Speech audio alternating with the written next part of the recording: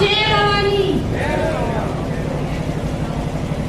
आज सभी भाई यहाँ पे इकट्ठे हुए हैं और आप सबको पता है कि हम लोग यूजीसी को लेके जगह जगह विरोध कर रहे हैं और भी जगह से हम लोग रैली वगैरह सब करते आ रहे हैं। तो मैं ये बताना चाह रही हूँ कि जो विरोध है हमारा वो हम खुल के कर रहे हैं और हमें किसी का डर नहीं है। जब भी कानून प्रशासन हमारे विरोध में खड़ा हुआ है उसे हमने गिराया है और आगे भी हम यही करेंगे।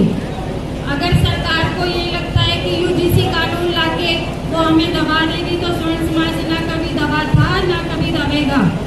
जब जब हमारे खिलाफ कोई कानून बना है हमने उसका विरोध किया है। जिसने हमारे स्वर्ण समाज के खिलाफ कोई आवाज उठाई उसकी आवाज हमने दबाई है और हर जगह दबाई है। एक अपना छोटा सा विवाद हुआ था आगरा में भी सुमन की तरफ से बोला गया था कि राजपूत गद्दारों की औलाद है, तो सभी राजपूतों ने वहाँ विरोध किया था और उसे दिखाया था कि हम लोग राजपूतों गद्दारों की औलाद नहीं है, राजपूत गद्दारों की औलाद